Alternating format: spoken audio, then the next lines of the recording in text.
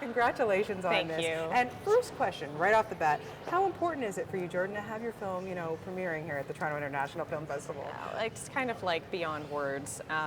We made this film last fall, just a small group of us. We all lived on an island for 2 weeks and never really were thinking about anything other than making a really great story and pulling this off, and hopefully nobody drowning or getting eaten by a bear. So, when you get to the other side of that and you have a finished film, that's when you start thinking like, oh, I really want people to see this. We made something good. I want to get it out in the world. So to have a platform like TIFF to launch the film is just, it's such an honor, and it's so exciting to be here with, the boys and our crew, who's all going to fit in one row of the theater. That's awesome. Yeah, so I think it just bodes really well for the film, having a life. Yeah. Yeah. And Stephen, one of the co-stars of the film, co-wrote with you as well. So yeah.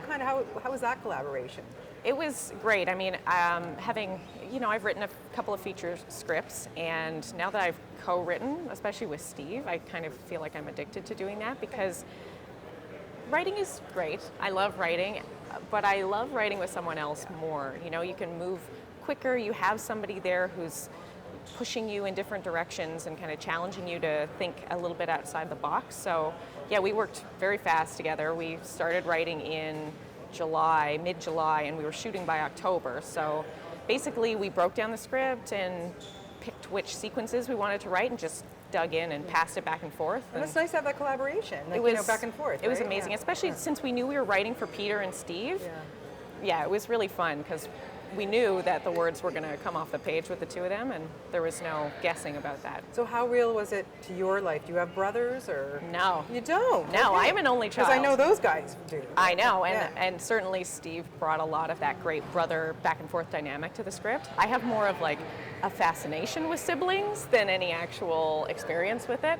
I have a very small family, and I think I'm drawn to family dynamics, and yeah, brothers to me has always been like a really rich starting point for characters. I think there's a lot of feelings between brothers that don't get talked about, that don't maybe get aired, and it was really fun to dig into that dynamic with the boys. So how did you know those two were going to have chemistry, and even like the animosity chemistry? Because that's, I think, even harder than being pals, Yeah. Well, I mean, they're both such talented performers. I mean, I knew intrinsically that they would be able to do it. Even if they didn't get along in that way naturally, they would have pulled it off. But as soon as we sat down together for the first read-through, it was just super apparent that, yeah, they could be brothers. They even kind of look alike in certain ways, yeah. So what surprised you about them when they started working together? Anything? No, I think they just embodied the brothers so much. I think what's interesting, when we were writing it, Steve especially said, there's parts of him in Danny, there's parts of him in Nick.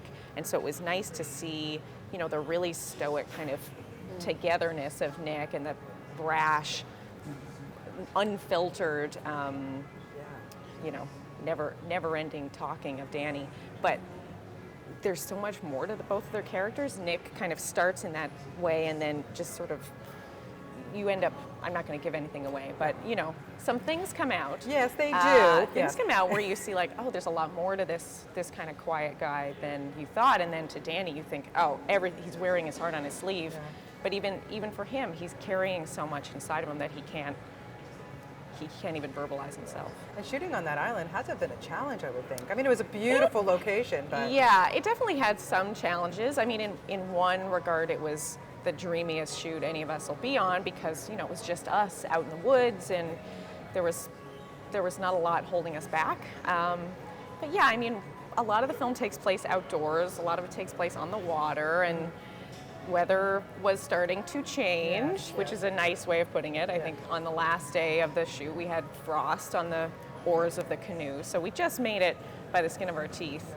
But we wrote the script around this cottage. It belongs to our cinematographer, Sam Price Phillips family, and that's what we had first. Like, that's really what started the whole project, was knowing all of these pieces of this island, the upstairs boathouse, the boats, and yeah, so that was the spark. Well, it was really great. I really enjoyed it. Thank and you. I love seeing those two. I know, it's go fun at seeing it. them together, Yeah, hey? they're really fun. And Yeah. and like I say, next time when you cast, cast uglier guys maybe, or Oh, I don't know if you don't can get any know. cuter. I don't know. Yeah. They're pretty cute. Yeah. Congratulations Thank to you, and you. lovely to talk to you. Thank you too. so much for Thanks your so time. much. Thanks, Jordan.